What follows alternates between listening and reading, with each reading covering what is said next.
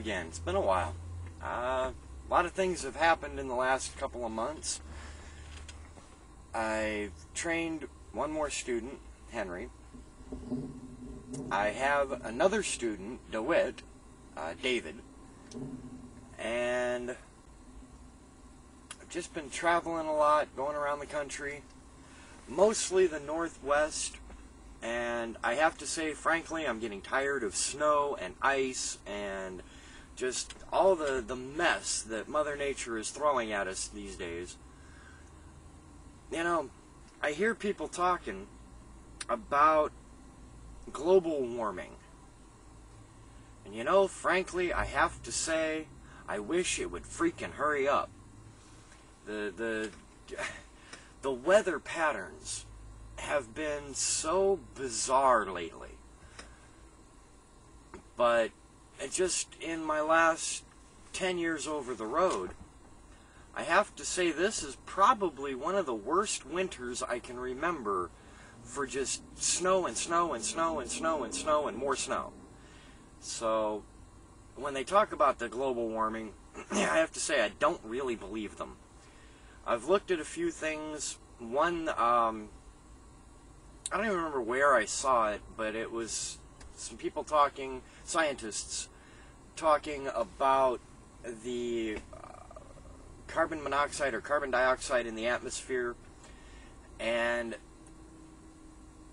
the one researcher made the comment, made the analogy that if you think about our atmosphere like a football field, that from the surface of the planet all the way up to the highest level of our atmosphere is end zone to end zone. And the natural level of the carbon dioxide in the atmosphere is equivalent to, if you think about that football field analogy, you have at the one end zone, you have a white stripe that marks the beginning of the touchdown area. And at the other end, you have another white stripe that marks the entrance to the other touchdown area. The natural level of carbon dioxide is, if you take that white stripe and cut it into 10 even pieces, one of those little pieces of that white stripe is the natural level of carbon dioxide in the atmosphere. Just one of them. One of that little white stripe. And that right now, at the worst, it's 1.5 of those little white stripe pieces. It's not even the full white stripe, and it's nowhere near the football field size. The level of carbon dioxide in our atmosphere is minuscule. It's less than minuscule. It's the oxygen and the nitrogen and other things that are good for us that make up the majority of our atmosphere. And when you get up over a certain altitude, and I don't remember what it is, I had to learn it when I was in service, but you end up in, what we breathe is oxygen, and you have several different levels of oxygen. You have O1, O2, and O3. When you get up into the O3 area, you're talking about the higher atmosphere. And O3 level oxygen, we can't breathe anyway. It's poisonous to us. It's deadly. So, really all we need to be concerned with is what the components of our atmosphere are from ground level to really only about 50 or 100 feet off the ground. Maybe 200 feet off the ground. And when you compare the numbers, the actual particle counts from 50 years ago or even 30 years ago to what they are today, and you compare those numbers from 50 years ago or 30 years ago to what they were in the 90s, we're a lot lower now than we were in the 90s. We've done a lot of cleanup. We've also cleaned up a lot of our river water and lake water and a little bit on the ocean water too, but we're not the only ones that deal with the ocean. a lot of other countries have to step up and take care of their waters also. And, you know, the planet's water supply is all interconnected anyhow.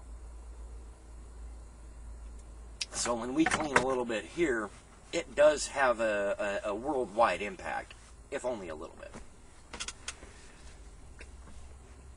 Just recently, within the last couple of years, Mr. Al Gore released a movie called The Inconvenient Truth, or An Inconvenient Truth. And then he went on the talk show circuit to promote his story, his movie, his fictional account and modified account of where our ecosystem is.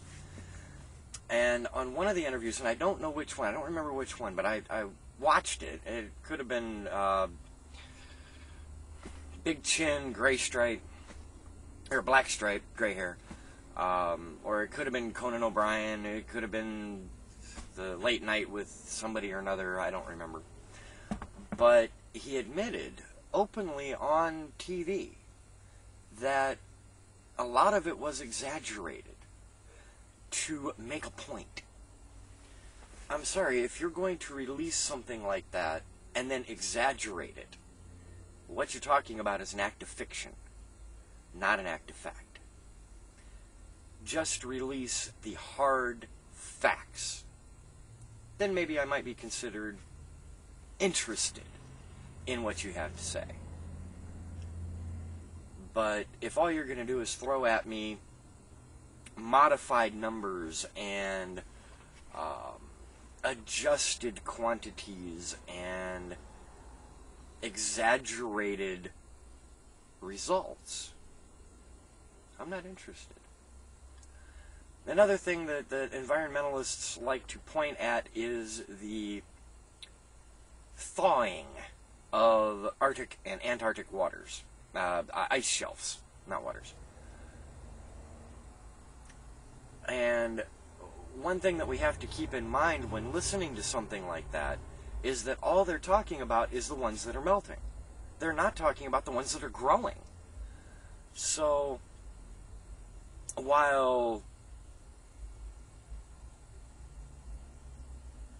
what are those damn things called? The big blocks of ice in the water.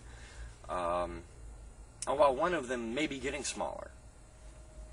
One of the shelves might be getting smaller. Other ones are getting bigger.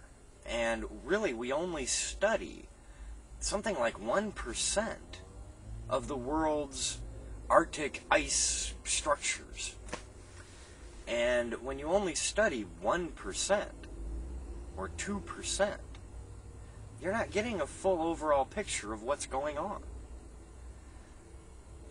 And I just have to say that before you jump on anybody's environmental bandwagon or political bandwagon or anything, that you do the research yourself. Find out what they're not looking at. Find out what they are looking at. And find out how they are adjusting their environmental models. And even a meteorologist will tell you that an environmental model is so easily tweaked by changing one little number that they are not reliable. Give me facts, give me something that's reliable so I can form an educated opinion, not an emotional opinion. Emotions have no place in opinion of that sort when you're talking about things that affect everybody. Because emotion is the lowest common denominator in regards to getting something positive done. Well, that's my time. I see I'm at 9 minutes and 50 seconds, so you have a good day, and I'll see you on the open road.